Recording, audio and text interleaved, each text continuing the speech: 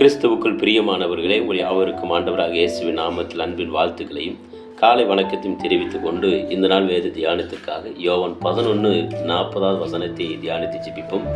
யோவான் எழுதின சுவிசேஷ புஸ்தகத்தில் 11 இயேசு அவளை நோக்கி, நீ விசுவாசித்தால் தேவனுடைய மகிமையை காண்பாய் என்று நான் உனக்கு சொல்லவில்லையா என்றார் என்பதாக.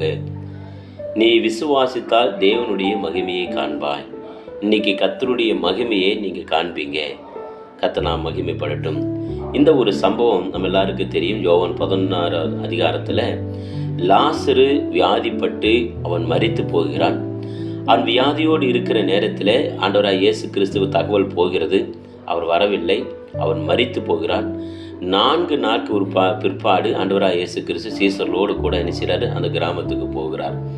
போகும்போது அவர் வருகிறார் என்று கேள்விப்பட்டு மார்த்தாலும் மரியாளும் என்ன செய்கிறார், ஓடி வந்து அவர் பாதத்தை பிடித்து அழுகிறாங்க. அவர் அழுகிறதையும் அவரும் என்ன செய்கிறார், இயேசு கண்ணீர் விட்டார் என்று வேதத்தில் சொல்லப்பட்டிருக்கிறது. அப்போ அந்த கல்லறை இடத்துக்கு அவர்களை கூட்டிகிட்டு போய் கல்லறை கல்லை நீங்களே புரட்டி தள்ளுங்க அப்படிங்கும்போது அங்கே ஜனங்கள் சொல்கிறாங்க, சீசர்கள் சொல்கிறாங்க, ஆண்டவரே 4 நாள் ஆயிற்றே, நாருமே அப்படிங்கிறார். அப்போ நாருமே அப்படிங்கிற அந்த வார்த்தையை ஆண்டவரிடத்தில் சொல்லும் பொழுது அப்போ கர்த்தர் அந்த வார்த்தை சொல்கிறார், இயேசு அவளை நோக்கி, நீ விசுவாசித்தால் தேவனுடைய மகிமையை காண்பாய். இந்த நாரி போனாலும் தேவனுடைய மகிமையை காண்பாய் என்று சொல்லி இயேசு பிதாவினிடத்தில் ஜெபம் பண்ணி விட்டு அவனை பார்த்து, லாசருவே எழுந்து வெளியே வான்னு சொன்ன உடனே மரித்தவன் உயிரோடு எழும்பி வருகிறான். லாசரு உயிரோடு நினைக்கிறார். கர்த்தர் அவனை எழுப்பி அவர்களுக்கு ஒரே சகோதரன் ஆண்டவர் அவர்களுக்கு திருப்பி தருகிறார். கர்த்தர் மகிமைப்படட்டும். அதே போல் இன்றைக்கு இந்த வார்த்தைகளை கேட்குற உங்களுடைய வாழ்க்கையில் தேவனுடைய மகிமையை நீங்கள் பார்ப்பீங்க, அவருடைய வல்லமையை நீங்கள் பார்ப்பீங்க. உங்கள் வாழ்க்கையில் பல பிரச்சனைகள் இருக்கலாம், பல போராட்டம் இருக்கலாம், பல துன்பங்கள் இருக்கலாம், வியாதிகள் இருக்கலாம், சத்துருடைய போராட்டம் இருக்கலாம், கடன் பிரச்சனை இருக்கலாம், குடும்பத்தில் சமாதானம் இல்லாத பிரச்சனையாக இருக்கலாம். எல்லாவற்றையும் கர்த்தர் மாற்றி உங்கள் வாழ்க்கையில் அவருடைய மகிமையை இன்றைக்கி நீங்கள் காண்பீங்க. நமக்கு வரக்கூடிய ஒரு பிரச்சனை அது தானாக வருவதில்லை. ஆண்டவருடைய அனுமதி இல்லாமல் எதையும் கர்த்தர் செய்ய மாட்டார். அப்போ அந்த வரக்கூடிய அந்த பிரச்சனை தேவன் நாம மகிமைக்காகவே அதை என்ன செய்வார், ஆண்டவர் விளங்க பண்ணுவார். நம்ம நினைக்கிறோம், ஐயோ இந்த பிரச்சனை மாறல, இந்த போராட்டம் மாறல, இந்த வியாதி மாறல, இந்த கடன் பிரச்சனை மாறல, இந்த குடும்ப பிரச்சனை மாறலையே, எனக்கு ஏன் இவ்வளோ பிரச்சனை, ஏன் இவ்வளோ போராட்டம் என்று நீங்கள் தயங்கலாம். இதெல்லாம் தேவனுடைய நாம மகிமையை விளங்க பண்ணுவதற்காகவே இருக்கலாம். அந்த பிரச்சனை நேரத்தில் நீங்கள் சோர்ந்து போகாமல் இருக்கணும், நீங்கள் தைரியமாக இருக்கணும், கர்த்தர் மேல் அப்போ தான் நீங்கள் நம்பிக்கையாக இருக்கணும். கர்த்தர் ஒவ்வொரு பிரச்சனை நேரங்களிலே உங்களுடைய விசுவாசத்தை கர்த்தர் பார்க்குறார். தேவன் மேல் நீங்கள் வைத்து எவ்வளோ விசுவாசமாக இருக்கிற என்பதை உங்களுடைய பிரச்சனை நேரத்தில் தான் நீங்கள் யார் என்று ஆண்டவர் என்ன செய்வார், உங்களை அறிகிறார். பாருங்கள், 11:5 சொல்லப்பட்டிருக்கிறது. இயேசு அதை கேட்ட பொழுது, இந்த வியாதி மரணத்துக்கு ஏதுவாய் இராமல் தேவனுடைய மகிமை விளங்குவதற்கு ஏதுவாய் இருக்கிறது, தேவனுடைய குமாரன் அதிலே மகிமைப்படுவார். பாருங்கள், இந்த வியாதி மரணத்துக்கு ஏதுவாக இல்லை, அவருடைய மகிமை விளங்குவதற்கு ஏதுவானது.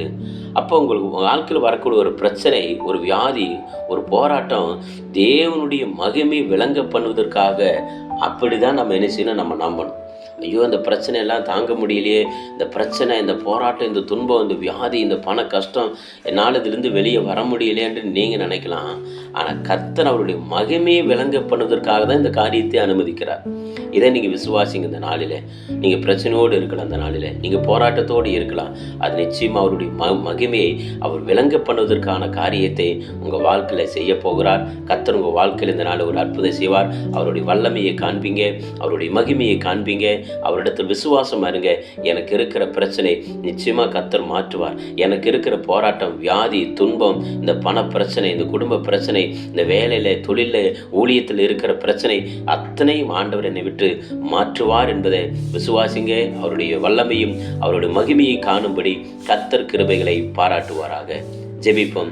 எங்களை அதிகமாக நேசிக்கிற எங்கள் அன்பின் பரலோக பிதாவே, தர்மியான இந்த காலவேளை நீர் கொடுத்த நல்ல வார்த்தைகளுக்காக சோத்திரம்.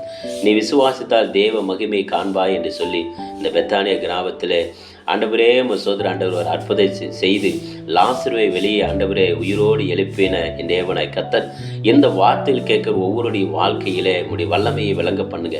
ஆண்டவரே இவருடைய வாழ்க்கையில நீர் மகிமையை நீர் விளங்க பண்ணுங்க.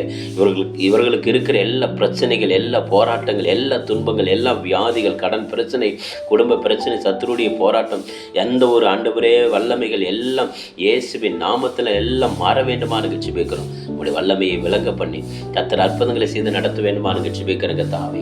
இந்த நாளுக்குரிய சகல நன்மைகளும் ஆசீர்வாதங்களும் அன்று பெற்றுக்கொள்ள கர்த்தர் அனுகிரகம் பாராட்டும். உன் நாம மாத்திரம் மகிமைப்படட்டும். எல்லா மகிமையும் உமக்கு இயேசுவின் நாமத்தில் வேண்டுகிறோம் ஜெபங்கேளும் நல்ல பிதாவே. ஆமேன், ஆமேன்.